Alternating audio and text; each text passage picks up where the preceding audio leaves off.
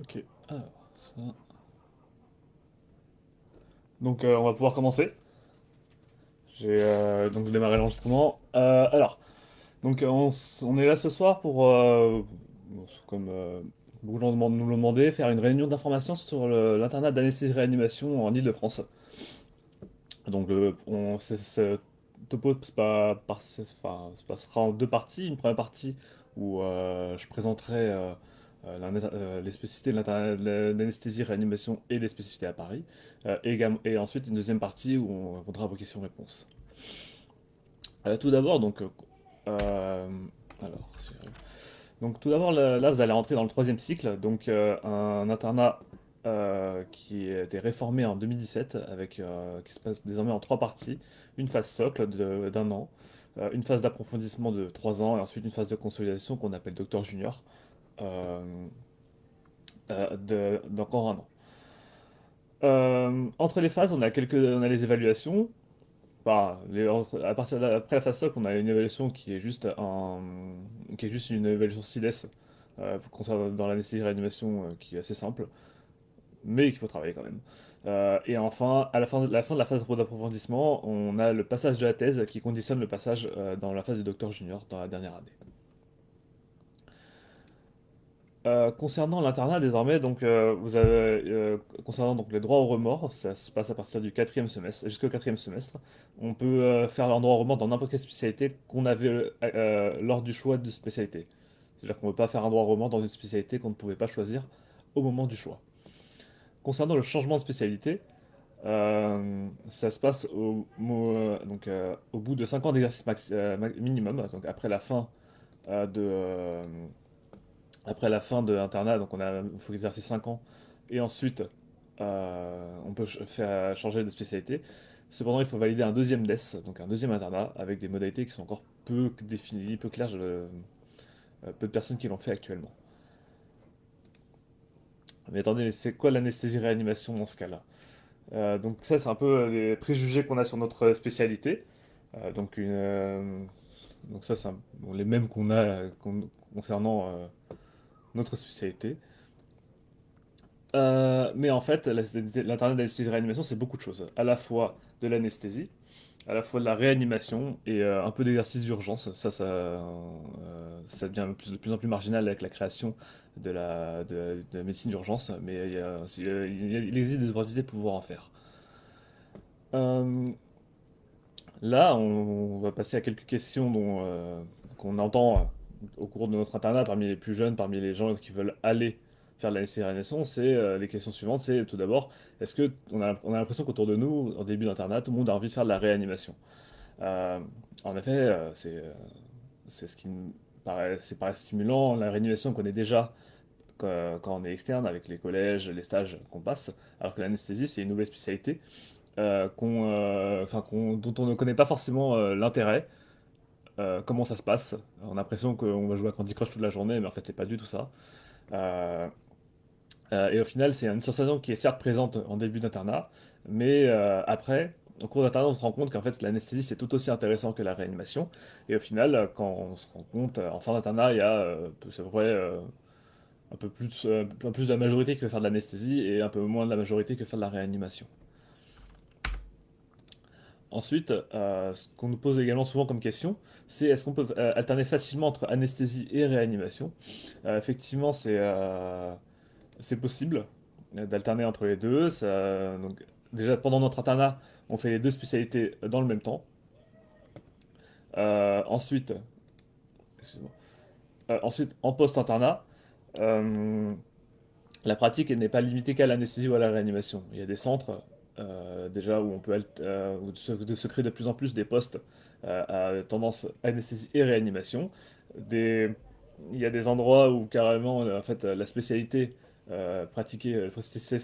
chirurgicale pratiquée oblige à faire de l'anesthésie et de la réanimation.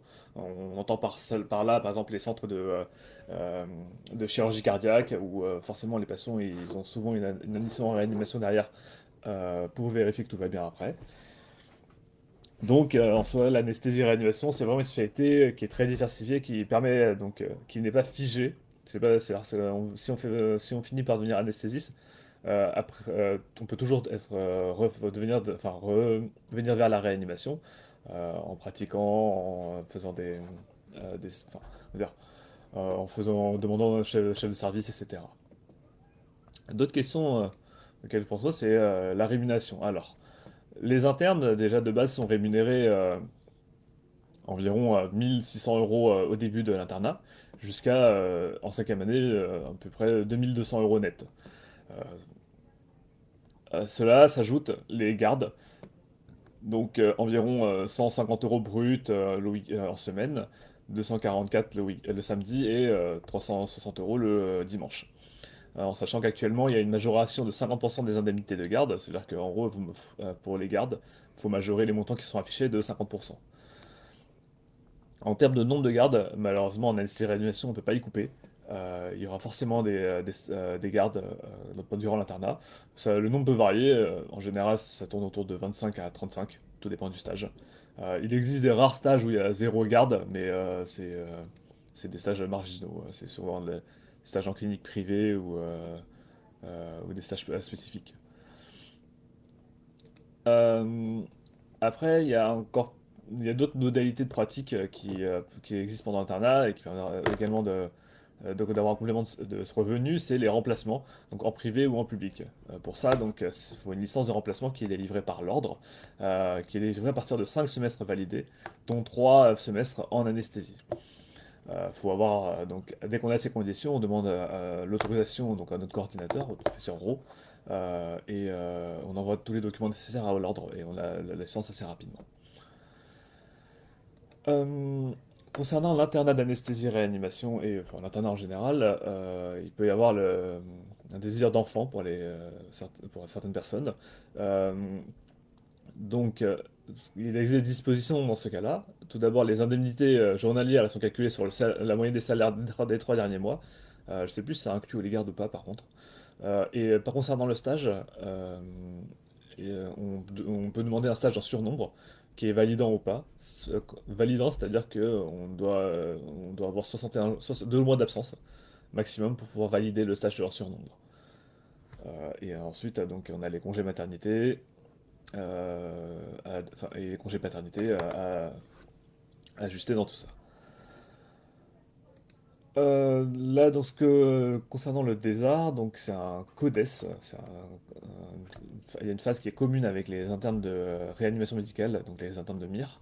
C'est-à-dire là actuellement, donc ça c'est l'ancienne maquette, et la nouvelle maquette, donc elle commence dès la phase socle avec une phase commune entre les ASREA et les MIR.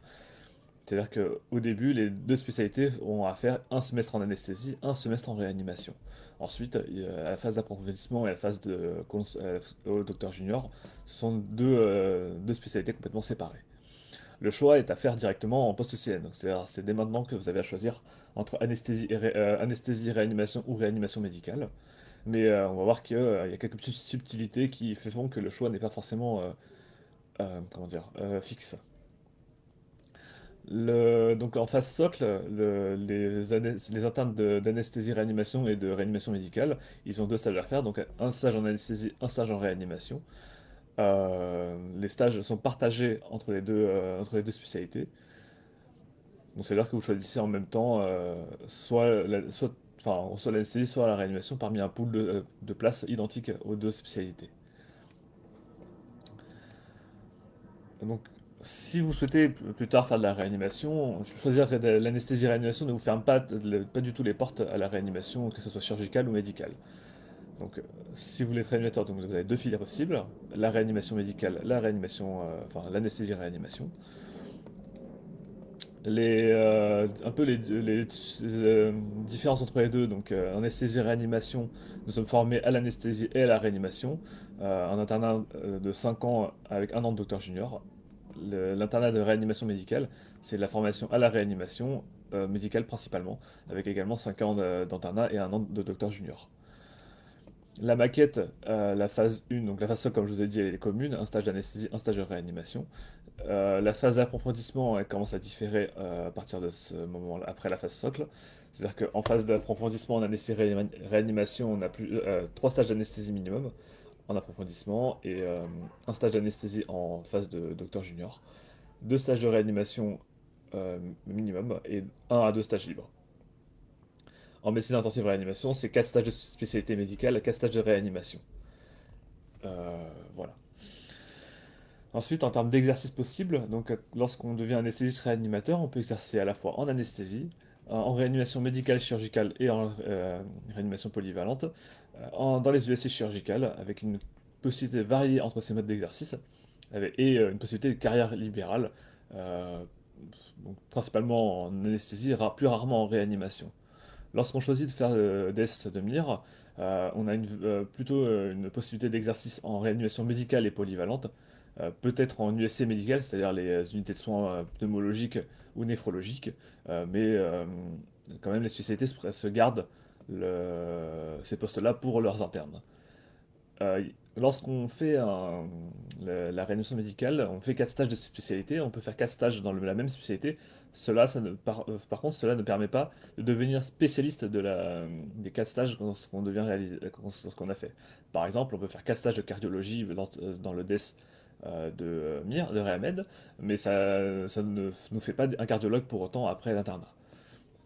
Et enfin, la carrière libérale, elle est rare en réanimation, il y a quelques rares réanimations privées en Île-de-France.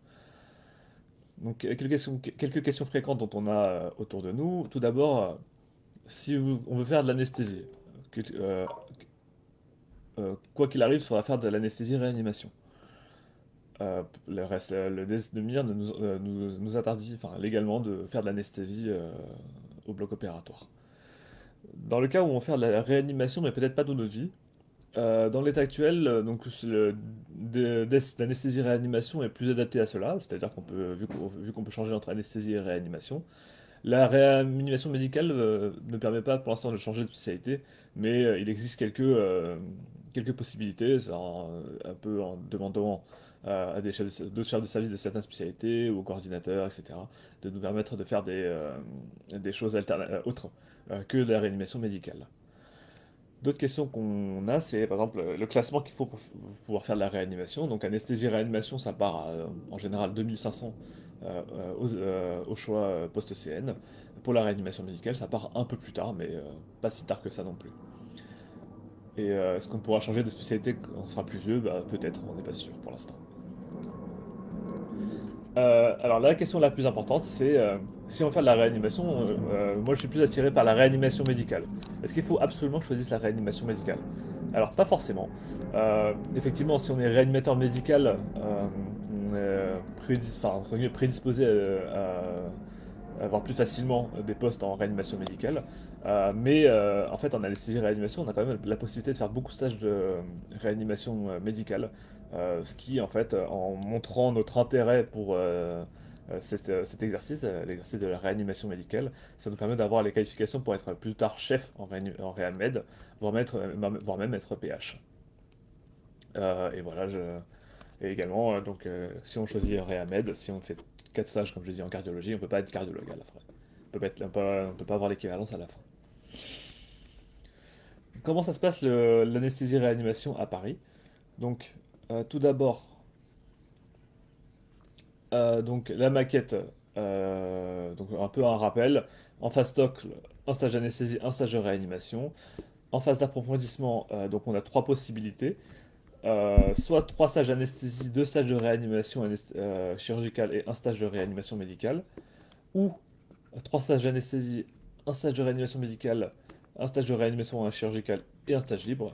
Ou alors, si on veut faire deux stages libres, on peut se permettre de faire deux stages d'anesthésie, un stage de réanimation chirurgicale, un stage de réanimation médicale et deux stages libres, c'est-à-dire des stages en spécialité ou de santé publique par exemple.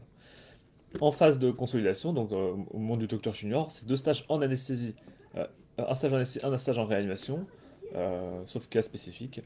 Et donc au total, ça fait 10 semestres. Et il faut, dans ces 10 semestres, au moins valider deux stages dans les CH périphériques, dans les hôpitaux périphériques.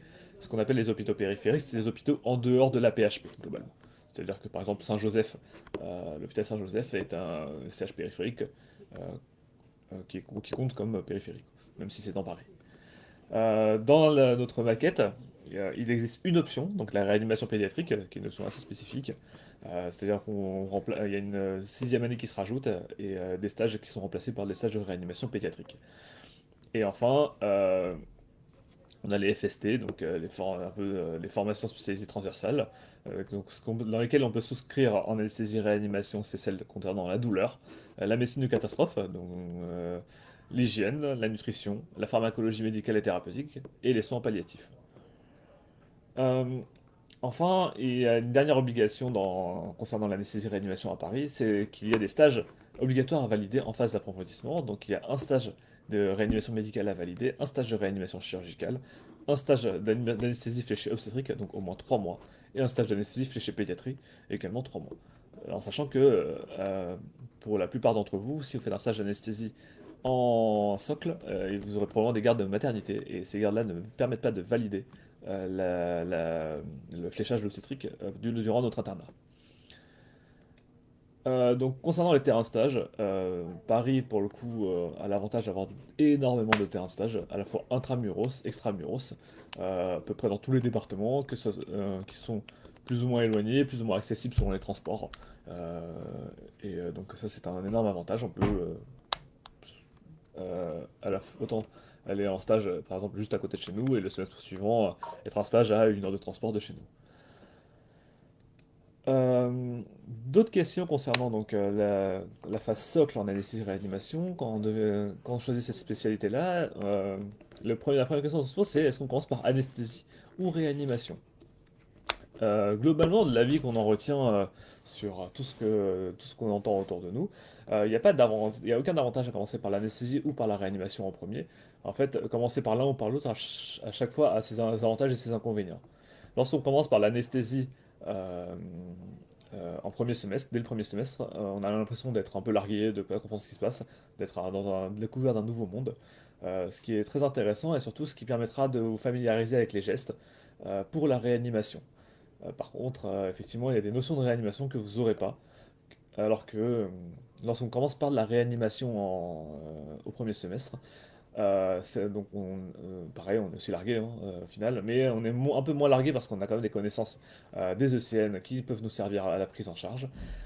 Euh, et également, on aura des notions de réanimation qui nous serviront en anesthésie. Cependant, l'inconvénient de commencer en réanimation au premier semestre, c'est un peu, on manque un peu plus de gestuelle que l'anesthésie ou tout ce qui est intubation, etc.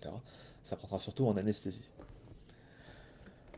Euh, Ensuite, comment ça se passe pour les choix de stage? Alors, en Ile-de-France, le choix de stage est dématérialisé. Ça se passe sur un site web qui est affiché donc actuellement à l'écran, qui est géré par l'ARS. Donc, c'est interne.santé-idf.fr. Sur ce site-là, vous aurez tous les terrains de stage disponibles lors du choix, avec un système permettant de mettre des favoris, de classer les vœux, etc. Un système de choix qui sera un peu similaire à ce que vous aurez pour le CNG, c'est-à-dire que vous n'aurez que quelques minutes pour choisir le terrain de stage, donc il faudra bien préparer la liste des vœux avant de commencer le choix effectif. La date de choix de stage, c'est en général, là on ne sont pas sortis, mais c'est en général début octobre pour les socles. Et voilà, donc, concernant les stages périphériques, ils ne sont pas plus mauvais que les stages intramuros, voire même il y a des stages qui sont en périphérie de Paris, donc à l'extérieur de Paris, qui sont souvent meilleurs que certains stages intramuros dans Paris. Ensuite, euh, bon, en dehors du premier semestre, à partir du deuxième semestre, vous aurez accès au site d'évaluation de stage des internes. Donc c'est atlas.sihp.fr. C'est un site qui est géré par le syndicat des internes des hôpitaux de Paris, euh, qui est accessible donc sur adhésion. L'adhésion c'est 30 euros par semestre, qui sont déductibles des impôts. Euh, c'est un site globalement qui recense tous les avis de stage à chaque semestre qu'on demande de remplir également à chaque semestre pour les internes suivants. D'autres possibilités pour avoir des avis sur les stages, c'est de constituer sa liste de stages, d'en discuter avec les autres autour pour savoir euh, quels sont les avis sur un stage précis, est-ce qu'il y a des problèmes particuliers ou des choses particulières qui sont bien à retenir du stage. Et également sur le site de l'ARS, on a accès au choix des précédents internes. Donc on peut envoyer un petit message à l'interne précédent ou aux internes précédents pour voir comment ils ont pensé le stage dans lequel on veut y aller. Euh, donc comment se passe la formation à Paris? Est-ce qu'il y a des simulations? Alors tout d'abord, la formation en anesthésie-réanimation, elle se repose un peu en deux axes. L'axe national, où on a des cours nationaux sur CIDES, qui sont enfin, qui sont sur l'UNES désormais, formation.unes.fr. C'est des cours en ligne avec des diapos, des vidéos qu'il faut tous regarder valider avec un petit questionnaire en fin de cours. Euh, et il faut avoir tout vu pour valider la phase socle. Euh, donc ça c'est l'axe national. Pour l'axe Île-de-France, la coordination d'anesthésie d'Île-de-France fait également des cours. Donc vous aurez deux sessions de cours au début du semestre 1 et du semestre 2. Des cours, ça se passe ça se passe dans un amphithéâtre qu'on vous donnera au moment des cours. Donc c'est c'est 3 jours la deuxième semaine en général de stage sur la deuxième semaine de stage pardon donc c'est le matin c'est des cours théoriques et l'après-midi vous aurez des simulations, c'est des simulations sur des situations ou des gestes de base comme l'intubation, la gestion de l'arrêt cardiaque, etc. Donc c'est une session au début du semestre 1 et une session au début du semestre 2. Après, en phase d'approfondissement, on a également des cours en présentiel. Par exemple, on a des cours à thème type anesthésie et réanimation digestive, cardiovasculaire, etc. Et associé à cela, on a également des simulations, par exemple une simulation sur les moniteurs hémodynamiques ou une simulation de gestion de crise. Donc une formation qui est assez complète en Ile-de-France, en plus des cours nationaux. Enfin, comment est l'ambiance dans la promo à Paris, intégration? Alors, nous, on sommes la JAR Paris, c'est une association euh, qui crée du réseau dès le début de l'internat, donc en faisant des groupes de promotion, en créant des événements permettant de rassembler les anesthésistes réanimateurs entre eux, de toutes les promos via des afterblocks. Donc c'est un peu des soirées à thème qu'on fait le premier jeudi de chaque mois. Là, on a eu une pause estivale et ça reprendra donc dès le début du semestre prochain.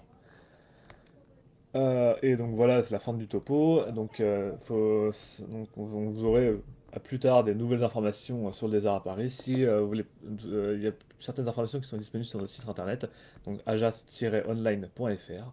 Et si vous avez des informations ou des besoins de conseils, n'hésitez pas à nous envoyer un petit mail qui est affiché ici, donc ajaranes.gmail.com. Voilà. Là, le topo est terminé. Vous pouvez donc poser vos questions. Si vous avez des questions, n'hésitez pas donc par le chat, euh, à la fois donc sur Zoom ou sur Facebook, et on se fera un plaisir d'y répondre. Merci Guichen, peut-être on peut commencer par répondre aux quelques questions qui ont été posées sur le chat. Ouais. Alors, Euh, donc tout d'abord, les demi-journées de formation sont-elles respectées dans les stages? Euh, les demi-journées de formation, ah oui, bah, je peux peut-être répondre à hmm. celle-là. Globalement, en anesthésie-réanimation, il y a un bon respect des journées de formation. Alors après, soit ça s'organise en demi-journée de formation, ce qui est plutôt rare, soit plutôt ça s'organise en journée off. C'est-à-dire, il y a beaucoup de stages d'anesthésie, par exemple, qui proposent une journée off par semaine, qui correspond en fait aux équivalents de demi-journée de formation. Certains proposent un petit peu moins d'une journée off, et puis certains autres stages, et notamment les stages de réanimation, proposent plutôt des semaines compensatrices. Donc, par exemple, au lieu d'avoir 3 semaines de vacances l'été, ben, on va passer à 5 ou 6 semaines parce que, en fait, le reste du temps, on travaille plus que ce qui nous permettrait d'avoir des journées. Donc, globalement, en anesthésie et en réanimation, moins chirurgicale, mais même médicale d'ailleurs, c'est à peu près bien respecté, au même titre que les repos, par exemple, post-garde, où il n'y a vraiment plus du tout enfin, très peu, voire pas, moi j'en connais pas de stage qui ne les respectent pas en anesthésie-réanimation aujourd'hui. Et si je peux ajouter quelque chose, on a aussi le coordinateur, la Mathieu Rowe, qui est impliqué dans enfin, dans tout ce domaine-là, du respect du temps de travail, du respect des demi-journées de formation. Donc, il pousse énormément là-dessus et on est parti plutôt pour faire un ménage sur les différents stages. Donc, les stages qui ne respectent pas se faire de plus en plus rares sur Paris. Alors, question d'après, on va les reprendre dans l'ordre, comme ça on n'en Ouais, oubliera pas. je m'en occupe. Euh, Fait-on des gardes en anesthésie en libéral? Alors, on fait, enfin, c'est en libéral, en tant qu'interne, on fait surtout des remplacements, c'est-à-dire qu'on est présent sur la journée. On peut faire des gardes de nuit, c'est des remplacements, enfin, des gardes surtout en maternité principalement. Oui, c'est possible de faire des gardes en anesthésie en libéral, mais c'est en plus donc de notre internat. Et il faut de toute manière avoir la licence de remplacement pour pouvoir le faire. mais je ne sais pas dans quel sens la question a été posée, mais il y a, doit-on faire des gardes en anesthésie en libéral pendant l'internat ou après? Globalement, pendant l'internat, dans les stages en libéral, c'est pas toujours il n'y en a pas toujours, mais c'est plutôt la tendance actuelle des arts d'obliger quasiment tous les stages qui recevront des internes de proposer que ce soit dans leur stage libéral ou en association avec l'hôpital des gardes. Et Ah. concernant les postes internats, il y a des endroits où il n'y a absolument pas de garde en libéral et d'autres où il y a une continuité des soins malgré tout. Hmm. Donc ça, c'est très varié et les deux se trouvent. C'est ça. T'as des structures privées qui, par exemple, s'il n'y a pas de maternité, t'as pas de garde sur place. Dès que le bloc a fini de tourner, toute la clinique ferme. Alors que, par exemple, s'il y a une maternité, t'es obligé d'avoir un anesthésie réanimateur de garde sur place. Que tout dépendra où tu vas travailler après, quoi. Alors, la question enfin un peu problématique sur Paris, c'est concernant l'accès au logement. Est-ce qu'on a peut avoir un accès facilité au logement dans Paris par l'intermédiaire de l'asso étudiante? Alors, nous, on n'a pas en soi d'accès facilité. Après, il y a un groupe sur Facebook d'entre guillemets, de partage d'annonces de location d'appartements. C'est Interne Île-de-France, je crois, de mémoire. Mm. Où souvent il y a quelques postes quelques postes d'annonces de mise en location, donc soit de mise en colocation ou de mise en location d'appartements. Il y a un groupe spécifique sur Facebook qui a été créé aussi pour le logement. Justement, logement à l'Île-de-France, des choses comme ça, où ils ont essayé de développer une première expérience de colocation avec des prix un peu réduits, mais enfin, pour l'instant, c'est de l'expérimentation. Ensuite, niveau des stages et des périphes, ça se passe comment? Vu qu'il n'y a pas d'internat à Paris, est-ce que c'est en gros c'est vers des stages éparpillés dans Paris et en banlieue avec des gros temps de trajet? Ou est-ce que si on est bien classé, on peut faire tous ces stages à peu près au même endroit? La réponse est double. Si on est bien classé, on peut faire tous ces stages à peu près au même endroit. Si on est mal classé, je dirais qu'on peut aussi faire tous ces stages à peu près au même endroit. Et ensuite, plus on avance, en tout cas moi c'est comme ça que j'ai vécu, plus j'avance dans l'internat en fait et plus j'ai fait des stages qui sont pas du tout à côté de chez moi parce que en fait on se rend compte qu'il y a beaucoup de centres qui sont pas forcément à côté de chez soi ou même en intramuros, qui sont des centres d'expertise de certaines choses qu'on a envie de voir. Et donc il y a beaucoup de stages de périphérie qui en fait on a l'impression initialement que c'est loin et que c'est des petits centres et qui en fait sont bien plus experts que d'autres centres intramuros. Donc après, c'est très variable, mais globalement, quel que soit le classement, si on a envie de tout faire dans Paris, on peut tout faire dans Paris. Sauf, il y a encore les stages non romanchus, mais encore ça peut se faire si on s'organise bien. Hmm. Et si on veut aller un peu partout, même en faisant des stages un peu loin, avec les horaires d'anesthésie par exemple, où souvent on peut en périphérie finir plus tôt, ça rend quand même le trajet moins pesant, je trouve. Et Ouais, le gros avantage quand même sur Paris, enfin, c'est de ne pas avoir à déménager justement. Hein. C'est que avec les transports en commun, c'est hyper facile de bouger sur les différents terrains de hmm, stage. Et moi, je connais personne qui déménage tous les 6 mois sur Paris. Hein. Globalement, ouais. tu peux prendre un appart au début de l'internat et ne plus en bouger tout l'internat et être très facile. Alors, tu auras effectivement des variations dans tes temps de trajet. Hein. Tu peux te retrouver à 10 minutes de chez toi comme à 1 heure.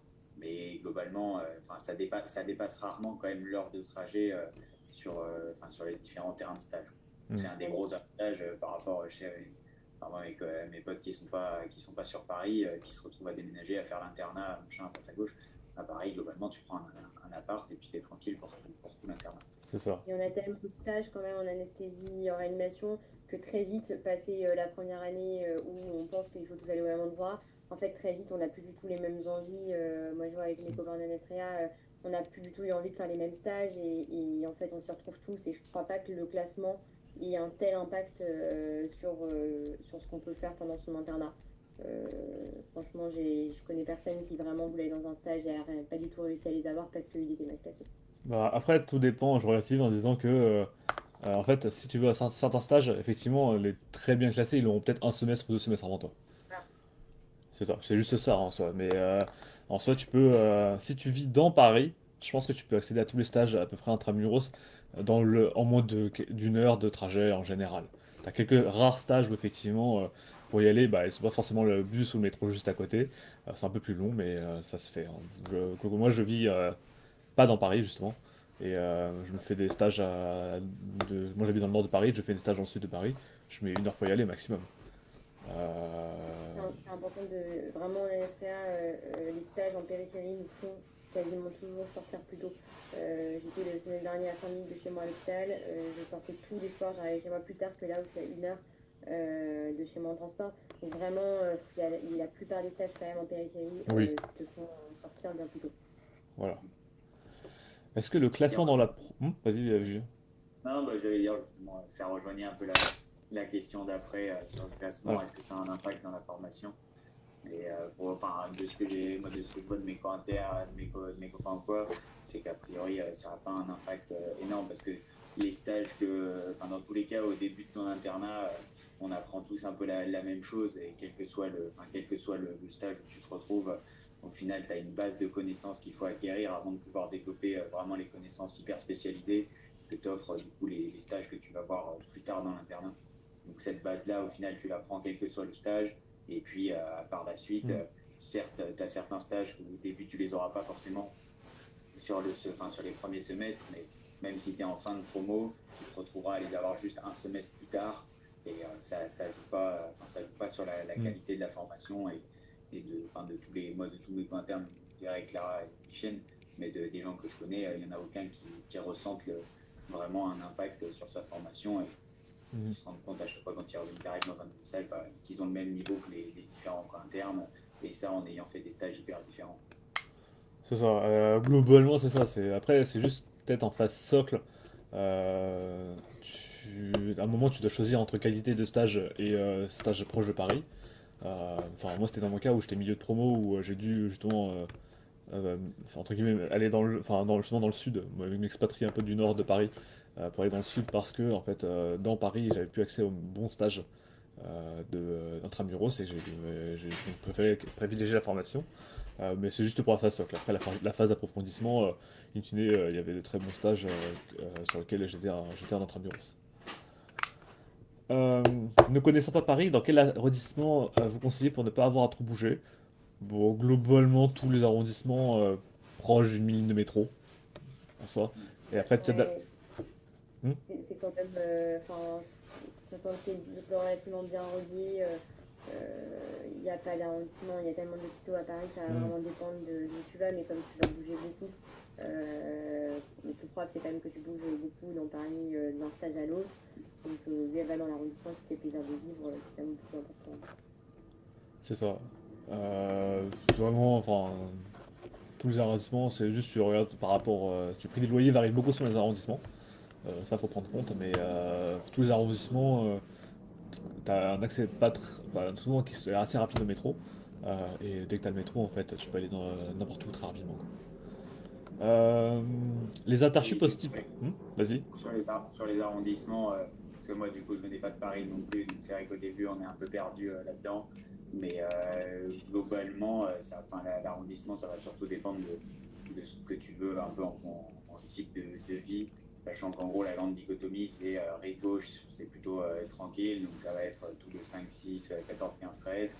Alors que la rive droite a la réputation de plus bouger, notamment tous les arrondissements vers l'est, le 9, le 10, le 11, c'est les endroits où ça bouge un peu plus. Donc en gros, en termes d'arrondissement, il n'y en a pas trop à éviter. Peut-être le 16 tout à gauche, où ça va être très résidentiel et un peu moins bien desservi. Et puis après, tout le reste, au final, tu vas avoir des métros de partout. Et voilà, ça te prendra un peu de comment tu veux voir la vie. Mais il y a pas mal de choses sur Internet, c'est trouvable quand même. Ouais. Les infos sur l'arrondissement, quel arrondissement a plutôt quelle réputation, ça se trouve un peu facilement quand même. Et un petit tip, ça, si vous voulez économiser quelques euros, en fait, sortez du périph' aussi, ça aide. Habiter par exemple, je sais pas, juste des noms au hasard, mais par exemple, il y a Gentilly, t'as la gare qui est juste, si t'habites juste à côté de la gare, t'es à Paris en moins de 15 minutes. Et ça peut économiser plusieurs centaines d'euros sur le loyer, tout en étant pas si loin de Paris que ça au final. Est-ce que les interchus posent problème en général? Non. Non, la directive elle est assez claire, notamment par le coordinateur Mathieu Roux. Un interchu c'est légal, donc à partir du moment où c'est légal, vous avez le droit. Hmm, c'est ça. C'est aussi simple que ça. Donc je sais que dans certaines spécialités, donc je ne citerai pas, c'est plus ou moins difficile d'avoir un interchu. Parfois parce que ça bloque au niveau du coordinateur, parfois ça bloque principalement parce que ça bloque au niveau du coordinateur. C'est pas du tout le cas en anesthésie-réanimation, c'est d'ailleurs très clair, c'est légal, vous avez le droit, donc ça ne bloque jamais à ce niveau-là. Après, bon, bah, les interchus, c'est par ordre souvent d'ancienneté, donc il n'y a pas forcément beaucoup de place dans tous les endroits, donc après ça c'est pareil pour tout le monde, mais globalement il n'y a pas de blocage au niveau de notre spécialité. Le seul blocage, c'est sur l'interchu, pardon, le DJ. Il n'y a pas d'interchu possible en DJ, Oui. en tout cas sur la Air Paris. Enfin, c'est la seule limite, mais sinon, Hmm. c'est carré, pas de souci. Quels sont les points positifs qui vous ont fait choisir Paris plutôt qu'une autre ville? Et y a-t-il des points négatifs aussi à prendre en compte? Moi je suis parisien, donc j'avais pas spécialement envie de changer. C'est tout simple que ça. Moi, je suis parisienne aussi depuis toujours, donc j'avais beaucoup de confort à rester à Paris. Je pense qu'on y trouve plein d'avantages de la grande ville, de ça bouge tout le temps, qu'on peut sortir à un nombre de terrain stage invraisemblable, qui peut aussi être un défaut parce que du coup, parfois c'est pas simple de créer son parcours avec autant de possibilités. Bon, ça a tous les avantages d'une grande ville très cool. Après, il y a aussi le fait que c'est sûr qu'une grande ville et pas d'internat, ça peut être un peu moins facile pour s'intégrer quand on vient pas initialement de Paris, mais en fait très vite je pense qu'avec les stages, les rencontres des cours internes, etc., le problème se pose pas forcément très longtemps. Ça a été dur pendant la période Covid parce que tous les lieux sociaux étaient fermés, donc forcément il y a moins de dynamique avec les cours internes, il y a moins de dynamique avec les terrains de stage, etc., et même il y a moins de dynamique organisée par la JAR et autres. Donc ça a dû être dur pour cette promotion-là. Maintenant, là, je pense que c'est plus du tout un problème. Et surtout, si jamais vous choisissez Paris maintenant, en fait, on a beaucoup qui veulent partir de Paris, mais qui veulent partir derrière. Et ça, c'est aussi tout à fait faisable. Donc voilà, après, c'est des projets de vie. Je pense que tous les endroits ont leurs avantages. Moi, je peux peut-être compléter un peu, vu que je viens pas de Paris pour le coup. Donc moi, je suis Lyon, donc une grosse ville quand même. Paris, bah, c'est quand même très sympa. Franchement, t'as plein de possibilités. Ça bouge énormément, comme disait Clara. L'air de rien, en train, t'es partout hyper vite. Franchement, je pense que j'ai jamais autant bougé que depuis que je suis à Paris. Dans les avantages, tu as aussi le côté d'avoir un appartement à un endroit qui te permet de plus bouger par la suite. La formation, l'air de rien, je pense qu'on a quand même sans doute un peu plus que dans d'autres villes parce qu'il y a une diversité énorme qui permet d'aller voir énormément de choses, ce qui est aussi du coup parfois un inconvénient parce que on se retrouve à avoir des stages qui sont quand même hyper spécialisés, qui du coup donnent un peu l'impression il y a énormément de choses à voir et qu'on n'a même pas forcément le temps de tout voir pendant l'internat. Après, il y a de plus en plus de stages qui se développent, qui sont mixtes anesthésie et réanimation, qui permettent dans une spécialité, par exemple sur de la chaire cardiaque, de faire 3 mois d'anesthésie, 3 mois de réanimation. Ça en neuro aussi, il va y avoir ça en DIGE. Donc ça permet de voir un peu plus de choses sur un seul stage. Voilà, côté négatif, ce côté qui peut être un peu difficile, comme déclaré, de construire sa maquette. Et puis le côté intégration qui peut aussi pas être toujours évident. Moi, viens pas de Paris, donc j'avais pas forcément de copains sur Paris.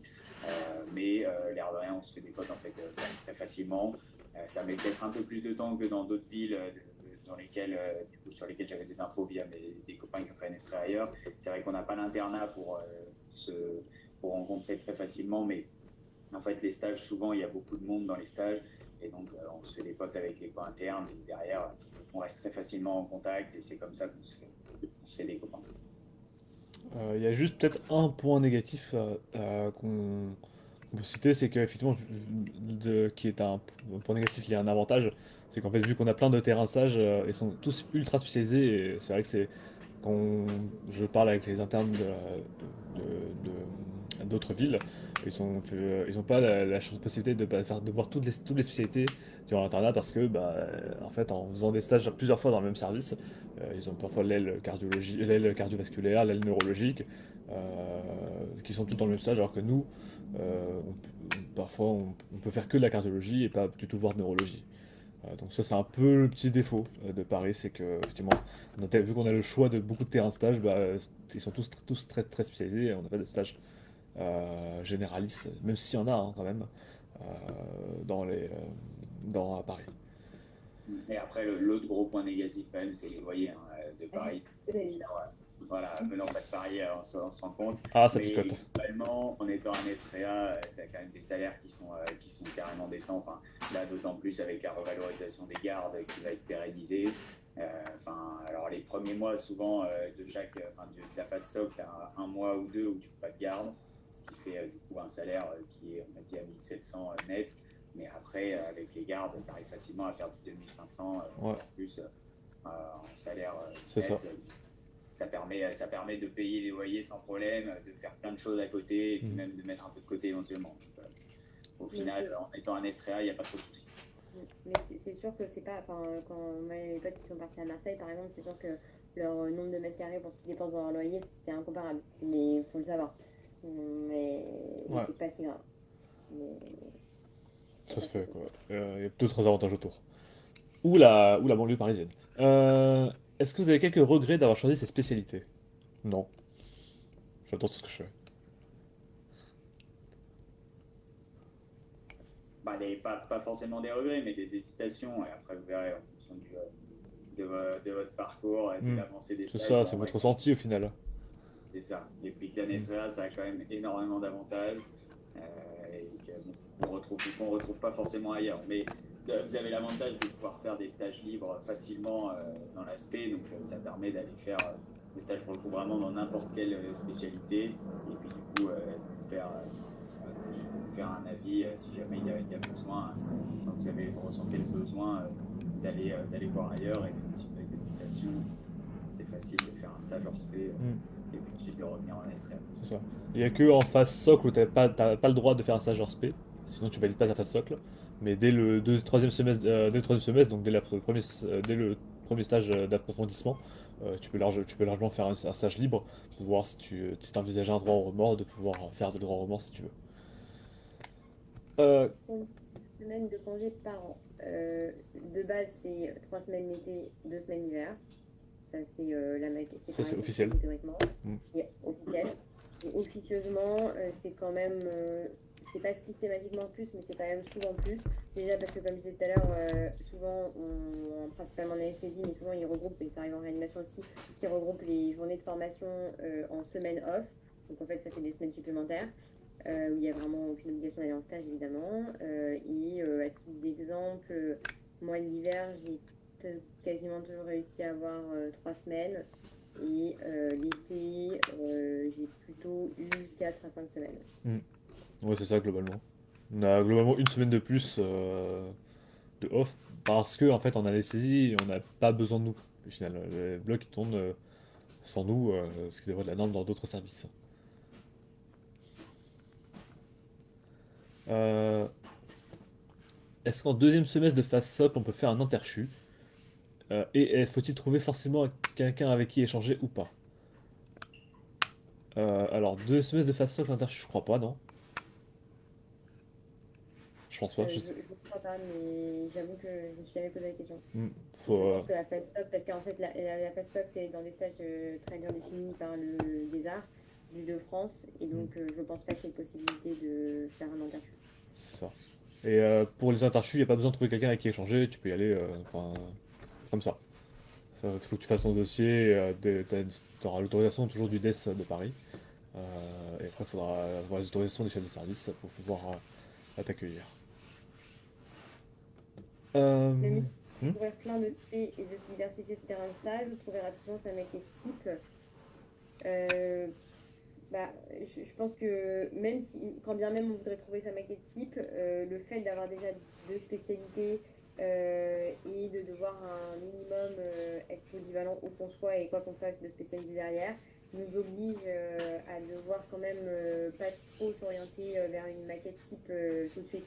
C'est-à-dire que le fait qu'on soit obligé de faire de la maternité, de la pédiatrie et du coup aussi de l'anesthésie plus générale pour pas être une brêle en anesthésie en ayant fait que de la maternelle et de la pède, plus d'avoir fait de la réanimation, d'avoir appris aussi réellement à la fois un stage de RAMED, à la fois un stage de réachir, en fait, fait que c'est, je pense, difficile de tout de suite voir sa maquette type.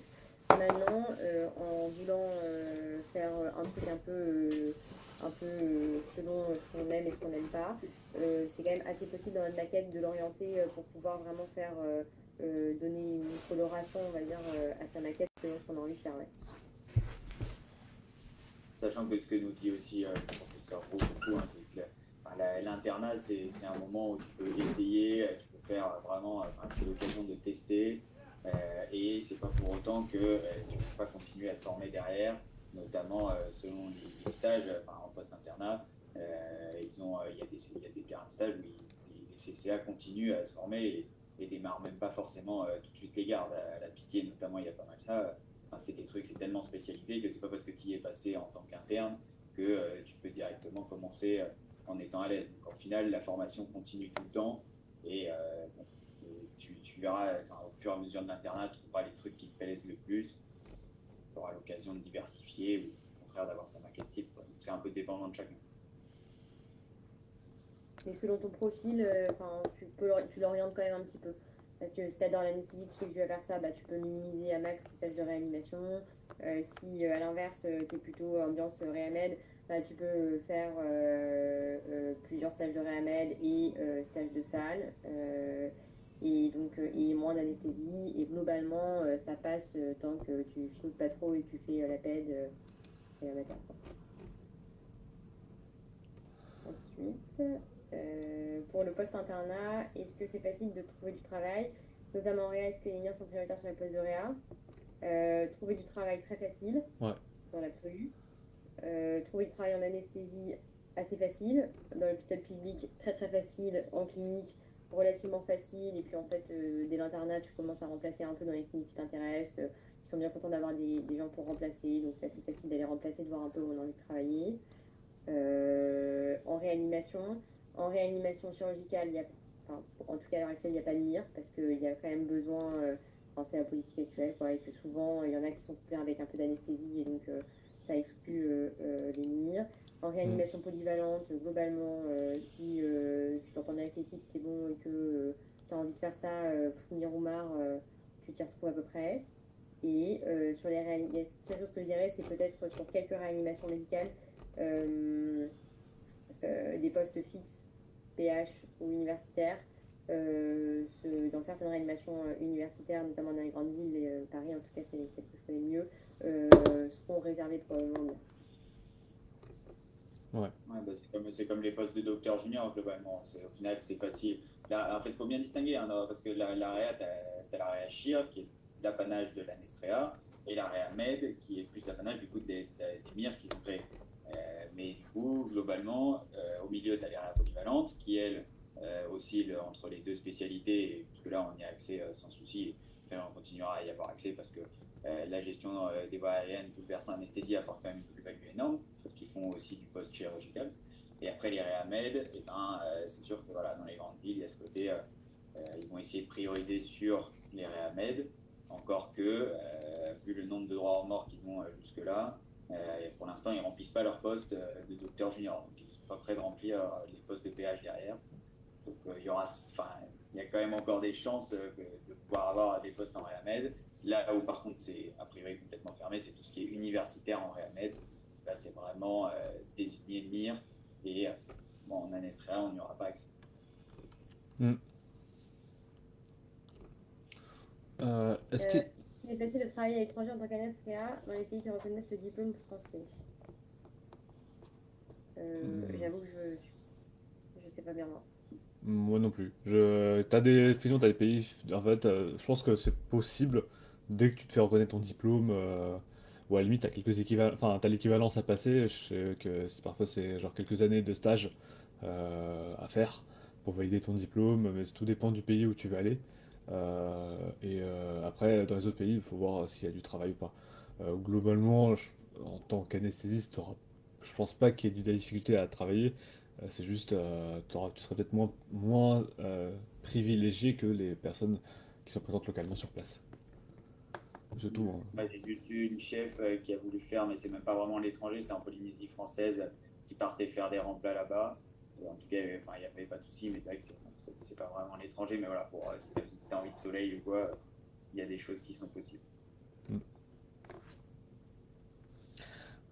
Est-ce que vous avez d'autres questions? N'hésitez pas, on reste disponible pour Ouais, ouais, y tu répondre. très variable. Je pense qu'on a tous les trois des semaines types différentes et Mm. qui évoluent en fait aussi au cours de l'internat et selon qu'on soit en réa ou en NS. Mais globalement, je vais prendre une semaine type de réanimation parce que je suis en réanimation en ce moment. On débute ouais, on débute entre 8h et 8h et 9h, on va dire, selon les réanimations. On finit en périphérie plutôt vers 17h30, 18h à l'intérieur, enfin, en pari-institut, plutôt vers 18-19h30. Et ensuite, derrière, je trouve que enfin, ce qui change en tout cas beaucoup par rapport à l'externat, maintenant je m'en rends moins compte, mais au début en tout cas, c'est que vraiment le soir, en fait, tu fais ce que tu veux. Donc ça veut pas dire qu'on travaille jamais, mais en fait, si tu as envie de travailler, ben, il y a des jours où tu travailleras. Et puis en fait, le reste du temps, ben, tu vis ta vie. Donc tu sors, tu fais ce que tu veux, vois tes amis, ta famille, va prendre un verre dehors. Organise ton temps, et puis après petit à petit, tu évolues dans l'internat, donc ton quotidien change un peu, mais globalement, c'est cette liberté de pouvoir organiser comme tu veux ton temps en dehors de l'hôpital, et ça, c'est assez génial. Et l'autre chose, c'est qu'on a une spécialité qui a quand même le plus souvent un repos de garde par semaine, puisque une garde par semaine.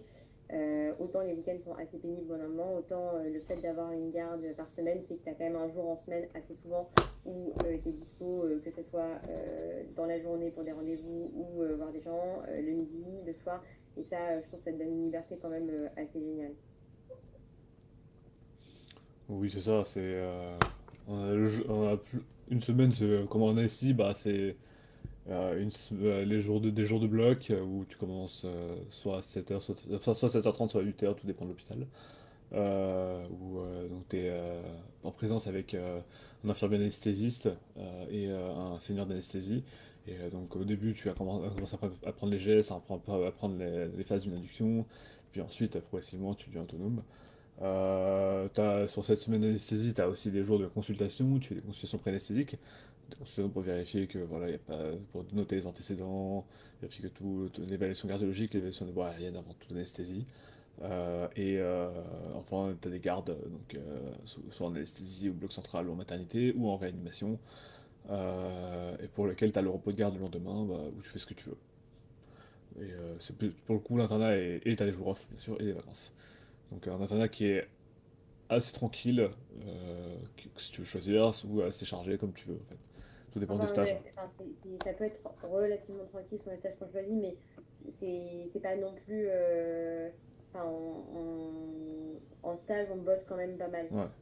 L'idée un peu on fait pas, enfin, on passe plus de temps à la cafette est pas complètement vrai. Et ça, je trouve que, enfin, moi en tout cas, j'ai des cours internes qui a été un peu étonnés. Mais il y a quand même beaucoup de stages où on bosse quand même beaucoup, que ce soit en anesthésie ou en Hmm. réanimation. Voilà, mais après, c'est cool parce Oui. qu'on fait des trucs. Et c'est vraiment chouette, mais il y a une fausse image quand même on est dans un des stages un peu cool, on n'a pas suivi de patients, etc. Sachant, bon, là, le seul avantage, effectivement, c'est que l'anesthésie et réanimation, certes, avec les chirurgiens, t'es l'aspect qui commence le plus tôt. Par contre, contrairement aux chirurgiens, t'es l'aspect qui finit le plus tôt aussi. surtout en anesthésie. En réanimation, c'est plutôt vers 17h, 18h, tout dépend de l'heure de transmission. Euh, Euh, hmm. oui, s'il y a une pré-rentrée organisée en septembre comme d'autres spé, il y aura une journée d'accueil en collaboration avec la coordination et nous, et suivi derrière d'un apéro organisé par la GER. Et c'est fin novembre. Enfin, Début, début, octobre. début novembre. Fin octobre, ouais, Ouais, la rentrée, c'est ça, la fin octobre, journée. début novembre. Donc Euh, c'est 27. J'avais noté le 27 octobre, il y a une journée. Est-ce que vous avez la fourchette de salaire d'un marron libéral? Alors, tout dépend de comment l'activité de la clinique. En fait, vu que c'est coté à l'acte, ton salaire en fait, dépend du nombre d'actes que tu fais, tout simplement. Ça va, des chiffres qu'on trouve sur internet, ça va de 6 000 à 10 000 par mois. Mais moi, nous-mêmes, enfin, en fait, quand on est dedans, on se rend compte que au final, la cotation, c'est comme à l'acte, quoi. Donc, il n'y a pas de fourchette précise de salaire dans le privé. Par contre, dans le public, c'est une grille qui est standardisée pour tout le monde. On finit assistance, je crois que c'est 2500 hors garde, hors prime de service public, que tu peux compléter avec euh, donc des gardes ou des remplacements. Est-ce que l'internat demande beaucoup de travail perso en dehors de l'hôpital? Juste, oui, C'est très variable. il y aura un replay du live, hein. Il est en cours d'enregistrement. Oui. C'est très variable. Je pense que ça peut demander peu de travail comme beaucoup. Ça dépend un peu de l'investissement, des stages dans lesquels tu passes, des spécialisations dans lesquelles tu passes aussi, qui demandent plus ou moins de travail personnel, de toi et ce que tu as envie de faire. Et puis après aussi du côté un peu recherche que tu développes plus ou moins selon tes aspirations et qui te prend pour le coup plus ou moins de temps, mais comme dans tout autre école. Très variable. Est-ce Ouais. Dans certaines villes, l'interne a un rôle d'IA de bloc, reste dans un bloc, et dans d'autres, il bascule entre deux, qui de Paris. À Paris, globalement, les stages d'anesthésie que j'ai vus, c'est un interne par salle, enfin, un interne dans une salle, ensuite, on a un peu le rôle d'IAD au début, et ensuite, on devient un peu le senior de la salle, en tout en sachant que c'est nous qui faisons les prescriptions post-opératoires, qui allons voir les patients au réveil s'il y a un problème, etc. En plus du senior, bien sûr. Après, Mais faut bien voir que c'est important au début d'être en fait, d'être IAD parce que tu dois savoir tout ce qu'ils font, tu dois savoir faire tout ce qu'ils font. Et garde rien, c'est en restant aussi dans le bloc que tu apprends, que apprends à répondre, à réagir aux situations. Quoi. Donc, dans tous les cas, c'est progressif. Au début, c'est effectivement plutôt rôle d'IAD, sachant qu'il y a un IAD en salle. Hein, pareil, dans la majorité des stages, moi, il y avait toujours un IAD avec moi. Et puis après, plus tu avances, plus effectivement tu vas devenir senior de la salle, c'est toi qui gères.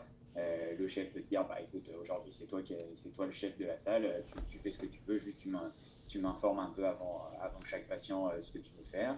Et puis après, vraiment, comme ça, quand tu commences à être plus à l'aise, ça peut se discuter effectivement de basculer sur deux salles, mais c'est sûr que c'est plutôt l'évolution, c'est tu fais l'IAD et après tu deviens chef sur une salle et tu apprends à gérer progressivement. est-ce que c'est une spécialité où on dort mal à cause du stress des patients graves? Je crois que ça dépend de qui. Ça dépend Je des pense que gens. c'est une spécialité où il y a plus de risques quand même d'être stressé, anxieux, de dormir mal et de mal vivre son stage par licence de la spécialité, quoi. Le stress que peut engendrer des situations un peu à risque. Après, en général, dans la majorité des stages d'anesthésie-réanimation, on est quand même bien encadré, bien épaulé. Et surtout, il ne faut pas hésiter si un stage où ce n'est pas le cas, ils Hmm. vont faire remonter. Parce que c'est vraiment une volonté de la coordination que tous les stages soient bienveillants, bien encadrants et que les internes soient bien accompagnés. Mais je pense que c'est quand même une spécialité où, ben, selon ses sensibilités personnelles, on est un petit peu plus à risque de développer certains Hmm. troubles anxieux ou stress. Et effectivement, en plus, Euh, d'autant plus si t'enchaînes beaucoup de gardes, si t'as beaucoup de gardes d'affilée, c'est sûr que tu auras un peu plus de difficulté à dormir ou enfin, de problèmes du réveil, mais enfin, comment dire, tout le rythme joue et ta sensibilité, comme a dit Clara, la sensibilité aux patients joue aussi. Ah, il y a- L'important, c'est de laisser s'installer ça, quoi. Il faut Mm. vraiment que ce soit au niveau des associations, du coordinateur, de la spécialité ou d'un psychologue du service. En tout cas, je crois que c'est important de faire passer à chaque fois le message qu'il faut surtout pas laisser s'enliser ça parce que ça arrive à trop d'internes, quoi. Encore. Après, moi, je trouve ce qui est important à nuancer, donc je suis d'accord avec vous, c'est vraiment ça dépend de chacun, mais un des avantages de cette spécialité quand même par rapport à d'autres spé comme la chirurgie, ça va être le soir, quand tu pars, tu sais que tu as une relève, tu as quelqu'un qui est là, qui assure le soin toute la nuit. Donc, dans tous les cas, ça aide quand même aussi à relâcher, relâcher la pression, à se dire, OK, là, s'il se passe quelque chose sur la nuit, c'est pas de mon ressort, quoi. C'est pas ton patient à toi. C'est vraiment le patient de l'équipe. Tu as toute une équipe autour de toi qui aide, je trouve, à répartir cette responsabilité et à aider. Bon, c'est comme ça que je le vis, à dire bon, bah, effectivement, certes, c'est des patients graves qui peuvent te rester en tête, mais en même temps, bon, une fois que tu pars, tu sais qu'il y a quelqu'un qui est là pour gérer quand tu n'es pas là. Donc, ça reste important. Et, voilà, toujours dépendant évidemment de chacun et comment tu ressens les choses. Mm. Et enfin, faut quand même, en avançant dans l'internat, on se rend compte quand même que les patients sont vachement résistants. Ouais, c'est vrai. Bon. Très bien. J'ai l'impression qu'on avait fait un peu le tour des Mm. questions. Voilà. Donc là, j'ai laissé à l'écran les adresses email, notre site web pour avoir plus d'informations. Et si vous ne trouvez pas votre réponse, n'hésitez pas à nous envoyer un mail. On fera un plaisir d'y répondre assez rapidement. Et ben, bonne soirée à tous, Voilà, bon merci, courage pour le choix. ouais, Et puis, merci je de nous vous avoir laisse. écoutés. Bon courage. Tout va bien se passer. Et choisissez l'anesthésie à Paris. Bonne soirée. Bonne soirée.